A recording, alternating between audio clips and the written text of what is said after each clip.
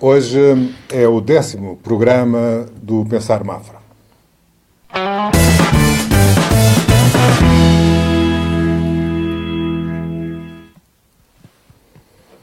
Pensar Mafra é um espaço de debate que pretende contribuir para, enfim, com ideias, para todos nós vivermos melhor aqui no Concelho de Mafra.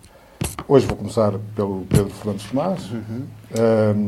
Qual é o tema que traz? Hoje o tema que quis trazer aqui a debate e a conversa é o desenvolvimento sustentável. Ou seja, aquilo que nós queremos deixar para as gerações futuras. E o desenvolvimento sustentável engloba aquilo que é o ambiente, a parte social, a parte económica e aquilo que se cruza dentro destas políticas e aquilo que podemos fazer de facto positivo para deixar aos nossos filhos, aos nossos netos e às gerações futuras um território com bases sustentáveis. E neste caso a visão que nós temos aqui para a zona do Concelho de Mafra, ou se quisermos até ser mais abrangentes para a área metropolitana de Lisboa, por exemplo, o que é isto do desenvolvimento sustentável.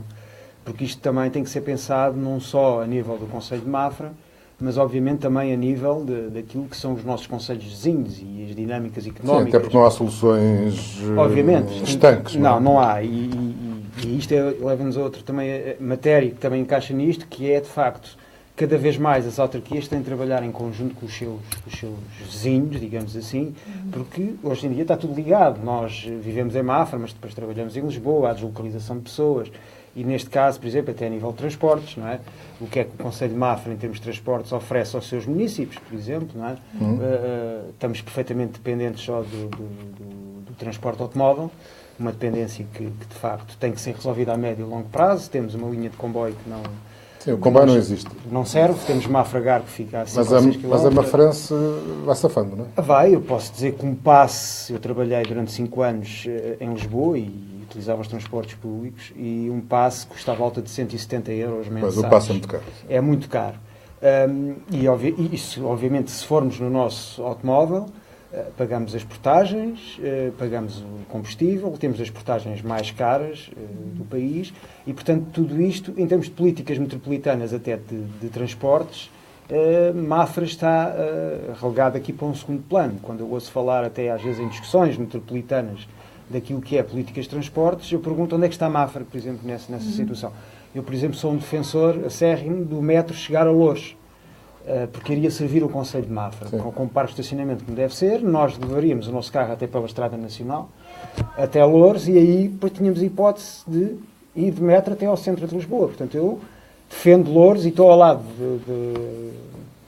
dos municípios de Loures e da autarquia de Loures nesse combate, que é levar o metro até Loures. Eu acho que mais tarde ou mais cedo, de facto, terá que acontecer. A mim não faz sentido. Qual é a posição do município de Mafra em relação a isso, sabe? Desconheço.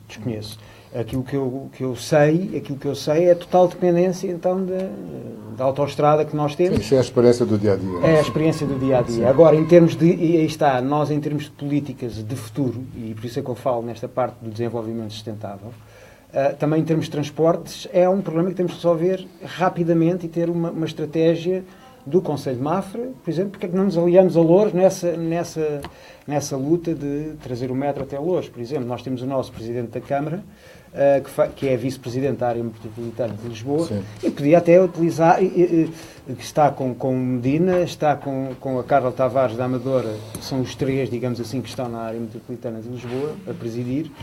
E penso que o Presidente da Câmara Municipal de Mafra podia usar da sua influência nesse aspecto.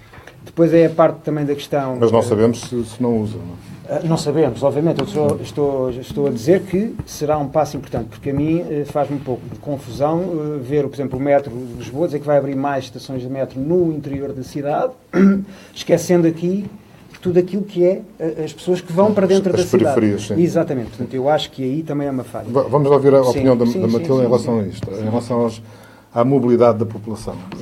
Concorda com o Pedro? Plenamente, acho que sim.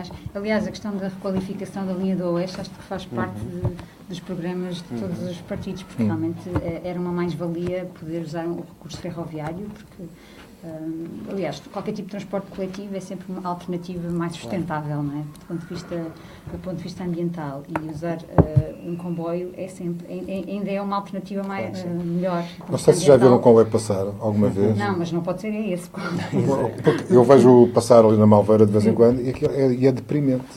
É um comboio pequenino, ridículo, velho. E o traçado da linha não faz que se arrasta ali pela Malveira fora. E acho que não vai ninguém lá dentro. Não. E o tempo que leva, acho que a pessoa que entra está 3 horas depois é que chega a Lisboa. Já não faz sentido. Não faz sentido nenhum. Sim. Do ponto de vista é óbvio que tem que haver aqui a ideia do metro poder chegar a mais perto de Mafra, não é? Sim. Quem sabe onde há Mafra. Não é? Isso seria excelente, a nível de metros de superfície, obviamente. Não é? E acho que o Executivo e o Presidente da Câmara devem usar toda a influência que é necessária para que isto possa, no fundo, fazer planos a longo prazo. Não é? Mesmo que isso só seja uma realidade daqui a 10, 20 anos, tem que começar a ser semeado já. A questão das portagens, por exemplo, é uma coisa que está fora do controle da Câmara, não é? Não é o Presidente da Câmara que define o valor das portagens. Mas a história para trás explica. Qual é a história? A história para trás é o seguinte: nós temos um valor de portagens elevado porque, quando da negociação com a banca de financiamento para a autoestrada... Esta autoestrada foi feita pelo município. Foi feita pelo município, sim. Que vai até a Ericeira. Exatamente. Portanto, a autoestrada que vai desde a Malveira até a Ericeira foi construída pelo município de Mafra. Foi a primeira na Europa a fazê-lo e financiou-se junto da banca. E no processo de financiamento foram logo tabelados os valores das portagens, de forma que, conforme o estudo que foi feito do tráfego automóvel que iria circular na autoestrada, a banca também tinha garantias que o financiamento também era pago. Portanto, e o preço elevado das portagens também reporta a essa época. Neste momento já não é da autarquia, já passou para as estradas de Portugal, mas mantém-se o preço da autoestrada, porque tem que ser paga, e temos aquelas as PPPs e por aí fora. E, portanto, a história do preço da autoestrada vem daí. Sim. Obviamente que neste momento mas a autoestrada foi concessionada pelo município a uma... A autoestrada, entretanto, passou para as estradas de Portugal. Mas passou como? Qual foi Houve uma negociação. Mas foi uma venda? Uma parceria, sim, e o Estado assumiu o valor em dívida e tudo isso. Portanto, é aquela situação de que... O município não deve nada. O município deve, neste momento, há problemas ainda por causa de terrenos que foi expropriações, que a própria Câmara, até em termos de orçamento da Câmara, contempla esses valores de expropriações que ainda há algum... Exatamente. Portanto, o assunto das portagens e da autoestrada ainda há uma parte que é da Câmara, obviamente, que é essa parte das expropriações, porque foi na altura a Câmara que as fez, mas depois a parte das portagens já não tem a ver propriamente com... Essa história antiga eu não conhecia. Ficou esclarecido. Matilde conhecia? Não, como é que foi feita esta transição. Não é? Exatamente. Pronto, sei que faz parte do orçamento ainda um valor para pagar estas expropriações. Até porque nesta história do desenvolvimento sustentável, é assim, nós não temos, além da autoestrada, não temos vias que nos permitam dizer, eu não vou pela autoestrada, mas vou pela nacional. Pronto. Porque se nós formos pela nacional, temos que fazer, por exemplo, partindo da Ericeira, temos que ir sempre por dentro de localidades, passamos por dentro da Malveira, passamos por dentro da Venda de Pinheiro, depois temos que ir passar a Lourdes. Portanto, não há vias alternativas que permitam dizer assim, eu tenho aqui uma opção. Há quem diga que temos a opção, mas a opção de facto não é viável. Por isso, volto a dizer, esta política de transportes ser uma das coisas que deve ser, de facto, um ponto muito importante, até para o desenvolvimento sustentável do nosso concelho, porque não é viável todos os dias utilizarmos o autocarro, todos os dias utilizarmos o meio de transporte próprio, quando podemos ter, e muito bem como disse, um meio... O comboio é uma aposta do PAN? Sim, mas não depende do PAN. É uma proposta do PAN, mas não depende, depende aqui de uma vontade. E acho que, como disse, é uma proposta de todos. Há muito que se fala disso. Se fala desta mudança de própria traçada. Há quem eu de vez em quando nas redes sociais escrevo sobre este assunto e há pessoas que dizem assim, não, o comboio é melhor até nem vir para o Concelho de Mafra, porque depois vem gente que... Há um bocado esta visão. Discordo totalmente. Quem me dera a mim poder tranquilamente deixar o carro num parque de estacionamento em Mafragar, por exemplo, e ter um meio de transporte que me levasse rapidamente para o centro de Lisboa. Isso permitia a todos nós termos mais qualidade de vida. A palavra-chave aí é rapidamente. Exatamente, rapidamente. E com o custos ambiente muito mais... agradece que assim fosse. Exatamente. Se as máquinas não forem diesel, se forem máquinas elétricas. Mas pronto, acho que isto... Mas é sempre melhor ao número de viaturas que sem entra, dúvida, não é? claro que sim. Não menor, claro que sim, não é? claro que sim, claro que sim. Mas Claro que dentro sim. do próprio Conselho depende-se muito da viatura automóvel. Muito, não é? muito, mesmo. muito, não é? O Conselho é grande É e a muito linha grande. de transportes não consegue...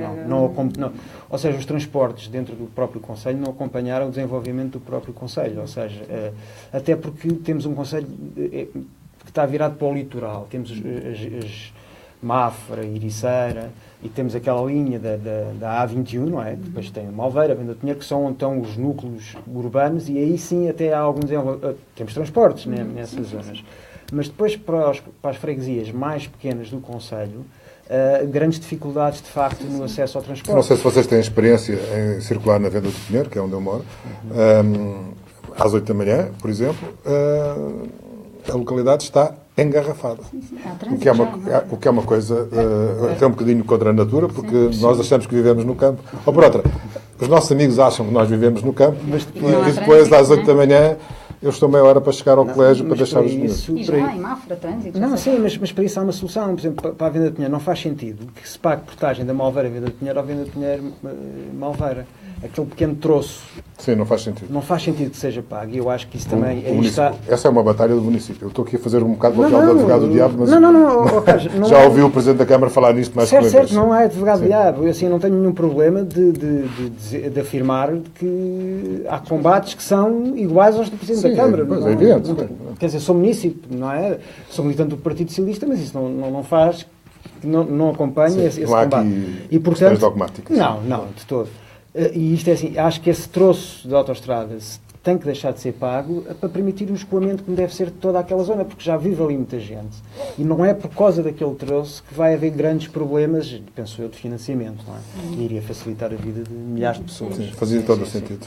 Mas, de qualquer maneira, mesmo uma aposta nos transportes públicos dentro do próprio Conselho, se calhar a viabilidade depois económica para a própria Mafrense não faria grande sentido, porque há poucas pessoas em determinadas localidades. Quais seriam os autocarros? Quais seriam os horários destes transportes?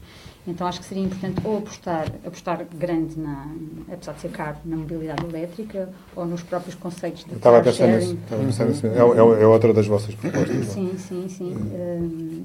Ou mesmo em car sharing, portanto, haver viaturas que possam ser partilhadas. Sim, para quem vai para Lisboa faz sentido. Faz sentido haver aqui alternativas, não é? Que não sejam ou viatura própria elétrica, não é? Para isso é preciso aqui uma rede de abastecimento elétrico. Os carros elétricos são muito caros. São ainda. Mas a verdade é que são o futuro, ou seja, é inevitável. Daqui a 10 anos, provavelmente todos nós já teremos um carro elétrico. Sim, em 2040 já não podem ser vendidos. O Guilherme já tem um. O Guilherme já tem. Eu não tenho, porque de facto são muito caros, não é? Mas espero que a minha própria... Mas ao longo do tempo, com a normalização do carro elétrico, vai começar a ser mais barato e mais acessível. O problema do Guilherme, pelo que eu já percebi, é que tem poucos locais para carregar as baterias do carro. Há uma na Ericeira, não sei se em Mafra há, Guilherme, algum posto de carregamento?